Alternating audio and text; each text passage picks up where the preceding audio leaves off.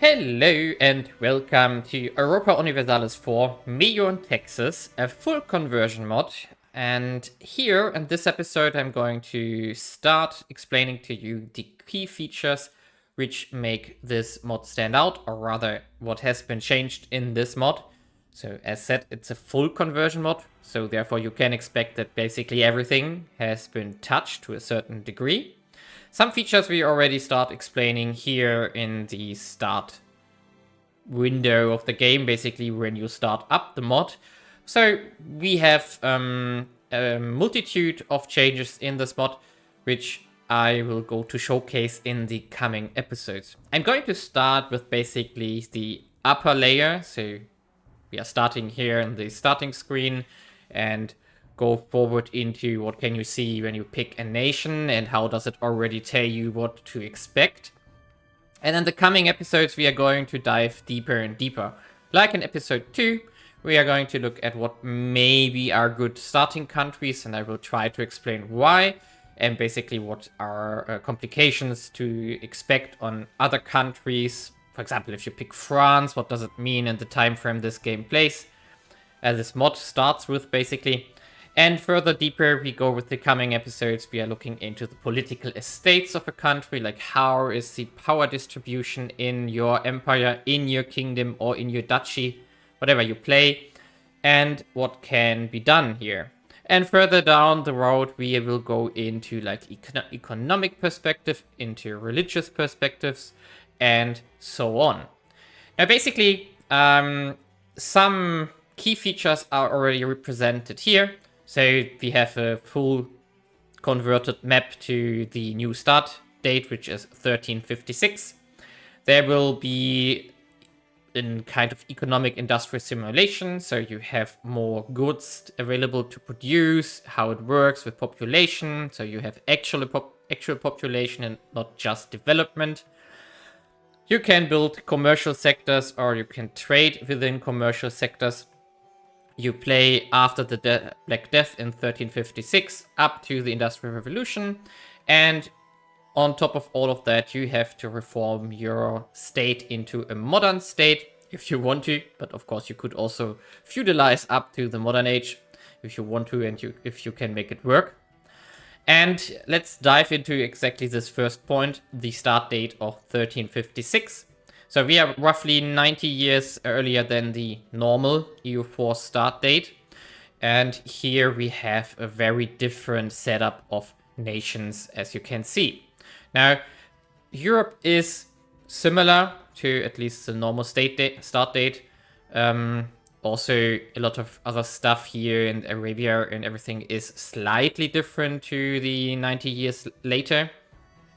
But there are some profound changes and differences to know. For example, the 100 Years War is in full swing here. We have a civil war in Spain ongoing between Castile and Trastamara, which are brothers basically. We have a still lingering Eastern Roman Empire here and upstart Ottoman Empire, which is slightly weaker than, for example, in 1444. But also we still have a very dominant horde territory here in the eastern of Europe, which can still change a lot of stuff depending on if they fall apart, if they get conquered, or if they can stabilize and therefore, cause problems long term for player or the other empires here in the east, basically. Also very important is that basically the Polish-Lithuanian Union has been beginning in this time frame between 1356 and 1444, so there will be events in regards to these political developments. We also have a civil war here ongoing in Sweden and Sverige, or whatever you pronounce it, and also a lot of other things which are still ongoing. For example, that Bohemia is still the Holy Roman Empire at this point. Emperor, not empire. The empire is of course still existing here. And that's more or less the political landscape. You can still pick like every country you want to play. For example, let's say we want to play Hungary here, which starts off at a war with Venice around the coastal provinces here in the Adriatic. But basically you can pick whatever you want. In the next episode, I'm going to talk a little bit about what I would recommend as a new player and why I would recommend that. But basically, the start screen is giving you options and explaining you a bit what you want to do, maybe, or what might be interesting. So you have different bookmarks here for certain regions, like Europe with the 100 Years War, East Africa, if you want to go here into Swahili city-states, but also if you want to play in India, you have some recommendations here what nations might be interesting to play in this time frame. Or, for example, the West African bits, or also the Red Turban Rebellion here in China, which will lead eventually to a united China again. Depending on who you want to play, you can unite China under a different dynasty, basically. And also you could, for example, pick a horde here in the remnants of the Mongol Empire. And now, if you pick a nation, so let's go back to Hungary here, for example, what you can see here are the different ideas we would have if we play Hungary, which are already hinting towards things which have been changed in this mod. For example, farmland costs, whatever are farms, and what does the cost mean here. But also some stuff which is familiar, like the tolerance of the true faith. So religion still plays a role. And also things like legitimacy and traditions, republican traditions, which are similar to the base game. Also the fort maintenance and everything, which you probably recognize from the base game. But as soon as we dive in, we will see that everything, how it impacts things, is very different. Also, the culture groups in this mod are very different to the normal game. So, for example, the Greek or Roman cultures here are still pretty much existent because they have the Turkification of these cultures is still ongoing. But also you have, for example, a North German and a South German culture group, same in France. And these can lead to different results depending on who unites what and what happens in certain regions. Religion-wise, the start date is relatively peaceful. So the Protestant Revolution is still 150 years away. But there will be insurgents now after the Black Death has died out or is calming down, basically. The Catholic Church is getting pressured and maybe some heretics show up, which is, for example, a problem for Bohemia if you play in the Holy Roman Empire.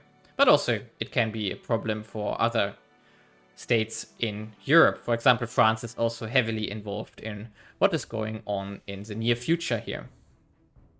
Now, if you pick a tech, which we are going to talk about later on, and we look into them a little bit more, the goal of the game or the mod here is that you can lead this tech into the future, but not only by, for example, looking at development and making the best province ever.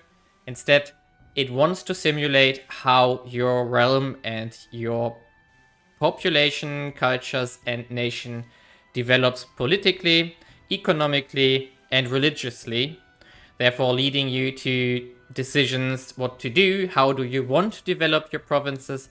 You can't just click and increase development. You actively have to invest, for example, money to build up infrastructures like farmland, irrigations, or even urban infrastructures where your resident population, so basically your urban population, can house and build up cities and produce higher quality goods than, for example, your rural population could do. But more on that later.